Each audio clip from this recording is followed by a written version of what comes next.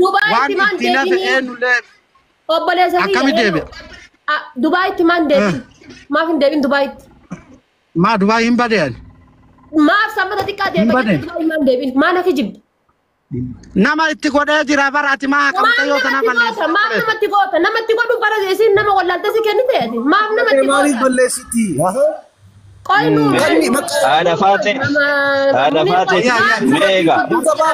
Ada Fatih dhaabbadhu mee dubbii qabaabaa. Mee qoy Amma ati dhageetta. Abiib jirra akka barbaaddetti. Haasin jedha bar. Namuma maaliif Deem. Halas haqa isii akkaatama kanaan hojjechiisi wanni nagalchu tokko maaliif goota sin jedha bar. Nuruddin, me ada Fatih tiyan na Kala dobboleessa kiyyaati seera maal qabda? Me na aus. Ay, gara biyyaatti hin galte waraqata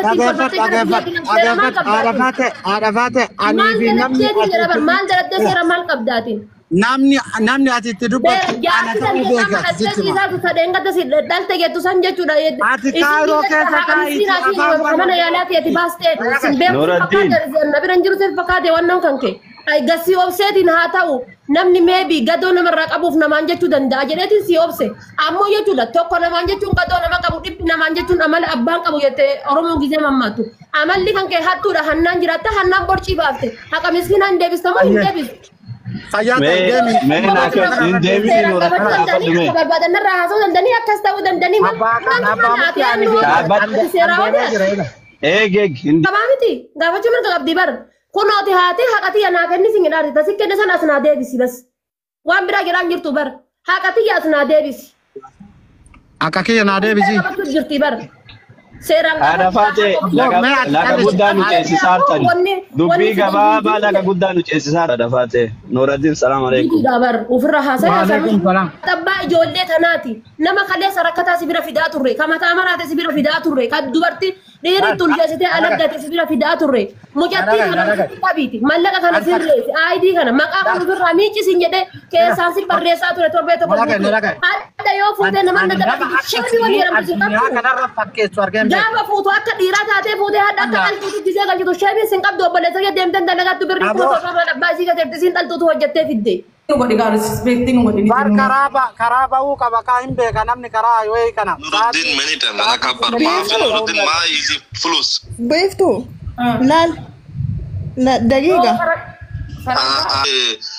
أنا كيف ركبت like that okay I'm waiting too much time I told too much time to Nuruddin give money and finish it he didn't give me he said customer not give me not give me now you tell already you give Nuruddin why now call Nuruddin kalas why you stay before why not call me before Nuruddin not giving the people money I many times I told Nuruddin please pay money and finish your work that time he not giving the money full money how can I lama bakka kana jirtan namichi kun hattuu ta'u warra gaggattanii لالي بيفتو سجلة ورا بدن كبر نميت مال استام بيسا دكان مال بوجه دنسي كلام وني أتدبرتي في الدرس الرئيسي يفتوف جنان جتون ولين حسني ولين رحيده حاسة جتون نميتي بودر جتون مال جداني سبب يأتي برينا تنفديني في ونك أنا كراوتشون أبي هرد دبرتين الرت في الدنيا كان قوتو جناني